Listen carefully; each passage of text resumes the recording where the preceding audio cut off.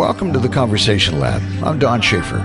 If democracy begins in conversation, then we need to nurture a culture where ordinary people like us routinely talk about those things that help us understand each other, whether it's about climate, race, religion, gender, or politics. When we're trying to make sense of our city and the world we live in, every question comes with a set of assumptions about the nature of ourselves and our place in a larger world. The Conversation Lab provides a safe place to talk about some of those things. This program is produced by CFRO-FM in Vancouver. It's available on air and online on various platforms, and we appreciate the help of Vancouver's community groups. Welcome to the Conversation Lab. My name is Don Schaefer, and today I'd like to introduce you to Terrance Kosikar and let him tell you why he's been flipping 400-pound tires up mountainsides in British Columbia for the last few years. You may have seen him down on Kitts Beach or in Stanley Park flipping this 400-pound tire and wearing 60 pounds of chain. Terrance worked as a first responder in the 2010 Winter Olympics in Vancouver. He was one of the first on scene of the fatal accident involving a luge athlete that occurred on the first day of the Games. Afterward, as a result of this extremely traumatic situation and the buildup of many events before, he began suffering from post-traumatic stress disorder. A downward spiral resulted with drug addiction, homelessness, and depression, and over time Terrance pulled his way out with a lot of help from friends, and he started Camp My Way, as a residential wilderness program for first responders and their families who have been affected by PTSD. The first time we talked, there was rain on the roof. You had just opened up Camp My Way, and your dream was ahead of you. The dream is still ahead of us, but we're doing really well. Small steps. We're making that possible for sure. It's definitely a challenge, but that's the best part of it. Is everything we learn, taking those steps forward. What have you learned? Well, the vision was, 100 acres of land, horses, chickens, pigs, cattle, first responders with their families doing meditation, breathing, canoeing, fishing, laughing again, managing their post-traumatic stress in a safe environment, same way I got my life back. And what I've learned is it's not going to happen overnight. It's going to take a good 20 years to develop that program so that people have the structure. So over these last 5 years, we've been able to build an amazing team, been able to get just unbelievable amount of support from the community. And, each we'll keep learning every day all the way through. Right. So the best part is, Don, is I've also learned is it's not a fantasy. This really is a dream. It wasn't just some, I want to do this. This is a dream come true. And if you want that dream to come true, you're going to have to execute discipline every single day, 7 days a week with no excuses for the rest of your life. It's funny you say that, but you definitely had a dream. And you definitely executed. And, for me, being on the sidelines and watching you grow and looking at the website, looking at the lives you saved, looking at the reports and the journal entries from so many of the people that have participated, I'm in awe. You've done an amazing job.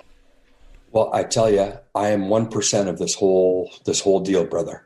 We have, it's a massive team effort, and that's what I learned too. It's not about Terrance. I have the vision, and in order to move forward, you need a good, solid team who has the same core beliefs and values that you do for humanity. And you've done everybody that. We sure have. That's for sure. I took the I out of Terrance and applied. And what I've really learned most, Dawn, is that to be a policeman, to be a firefighter, it's just an extension of yourself. I've spent so many years wearing the title, and I'm a firefighter. I'm a medic. Well, I'm human. And what we do in life doesn't necessarily have to come with a paycheck or a title. It's just who you are. Yeah. So I finally found purpose. I was struck by one of the comments on your website that said you've just finished phase 1. What was phase 1 and what is phase 2?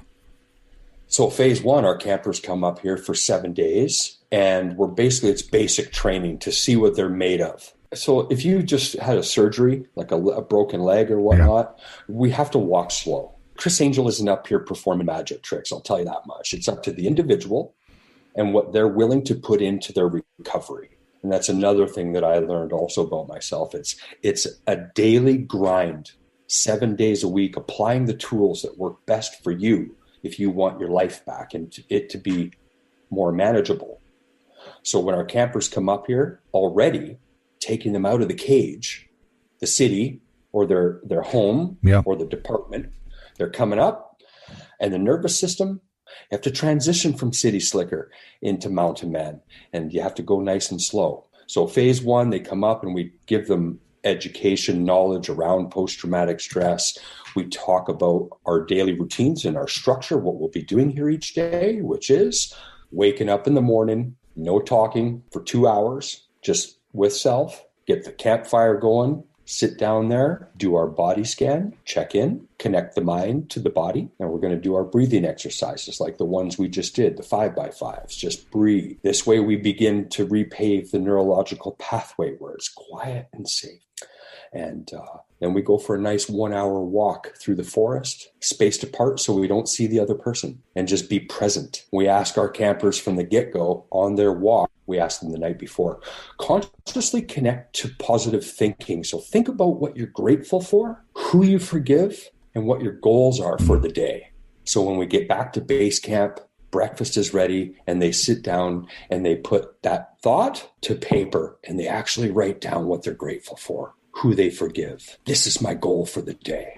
And then we snap their ass. Boom, let's go. It's workout time. We're throwing logs over our shoulders, doing gorilla climbs, flipping tires up glaciers, jumping in glacier water. And, this is phase 1. This is another episode of the Conversation Lab. My name is Don Schaefer, and today we're speaking with Terrance Kosikar. So what's phase 2? Well, phase 2, now we see, 3 months later, you come back, and now your routine. This is your routine. So I'll give it to you like this, Don. It's like this. Phase 1, real simple. It's like taking Don Schaefer. You and I are going to go to Home Depot, and we're going to grab the skill saw, and we're going to use it together. We're going to grab the jackhammer. We're going to grab all the tools, and we're going to use them together all week long. And at the end of phase 1, you will have really fallen in love with the skill saw. You like how it works. You like how it sounds. You like how it makes you feel. And you're going to take that home to start working on building yourself back up with just that one tool. So that when you come back for phase 2, this is part of your daily routine. That's just step 1.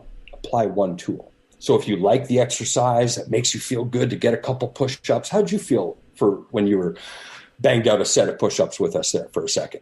Okay. I enjoyed it. Right. Yeah. And when was the last time you did those? Oh, about a month ago. Okay. Okay. So it's been a while. Imagine doing it every day for 7 days.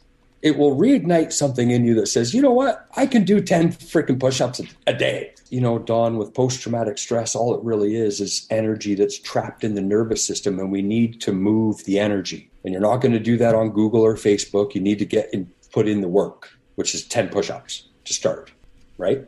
I thought we did 20. Well, we did, but I didn't want to let your fans know that you were that late. No, I enjoyed that. What's the biggest thing you've learned since you started Camp My Way?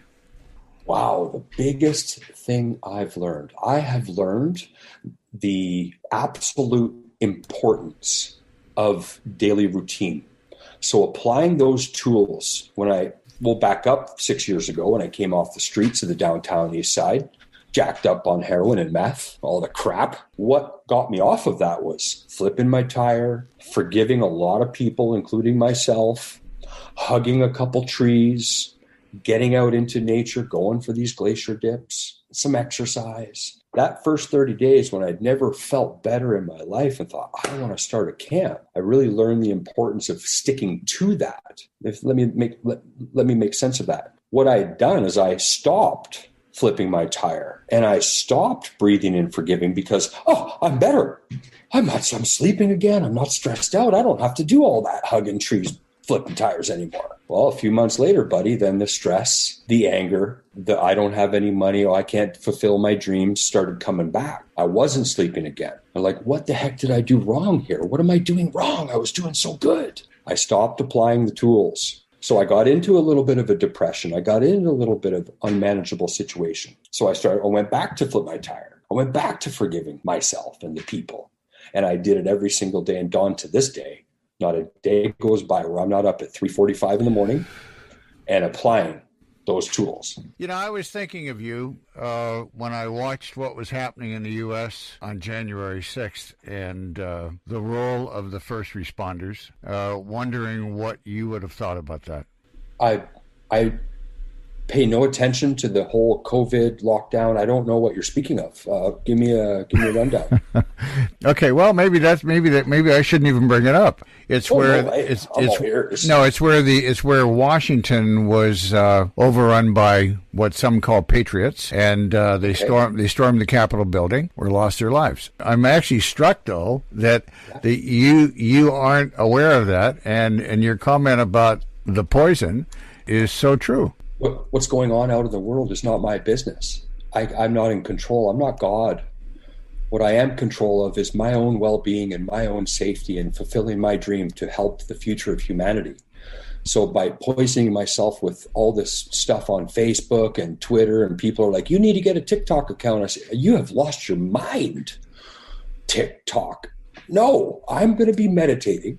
I'm going to be out fishing, and I'm going to be learning about what's happened in the last 2,000 years of human evolution in order to focus on a positive solution. I'm going to look at facts, historical facts, and how we ended up in the depths of the devil's belly right now. And how do we get ourselves out of it? So the work that we're doing today, Mr. Schaefer, I'm constantly thinking 100 years from now. What can we develop today? So this camp, we're just pouring concrete to pour that foundation. By the time the bugs are crawling through my bones, that generation can continue to build on what we're developing to help the future of humanity. Taking in all the other stuff is just nonsense. Well, there's a learning in that, so thank you. Yeah, no. Oh, I'm sorry. I hope I wasn't saying that you shouldn't, but if you think about that for a second and just focus on what you are in control of, which is your sleep, your working out, your eating habits, your positive energy that you share with the people, the smile that you give to the guy on the corner of the street, volunteering on Saturday down at the homeless shelter. That's what you can control. This is another episode of the Conversation Lab. My name is Don Schaefer, and today we're speaking with Terrance Kosikar. How has it been for you to create your own not-for-profit organization? Well, I tell you, Don, in the last 5 years, we shouldn't even call it a non-for-profit because it's not a penny come in to make a profit. You have to have money coming in. Yeah. We've in 5 years not had everything you see since we've met is done without a cent. That's been a challenge. Wow. But finally this year we had our first donation by the Surrey Firefighters Charitable Society, donated $45,000. Nice. To Very go nice. Towards our youth program. Absolutely. Do you want to talk about some of your programs? I would love that. Absolutely. Speaking about the 100-year plan and how do you apply that? What's the mathematical equation behind that? What's the thinking, Terrance? Well, what we have to do, Don, you see, there's enough people today in power, upper levels of command. You have your senior guys. You have something that's established that the people are following. But if you take a look at the homeless rate, the suicide rate, the overdose rate, it's not working. And there's enough people out there with their mom and pop shops setting up, putting Band-Aids on deadly bleeds, walking away going, I did this. Who's thinking about the future and what can we do to prevent homelessness, suicide, all the negativity? What we have to do is start giving the tools and the experience to the youth. This is where everyone's, we need to do this at the department. And I have mental health resilience.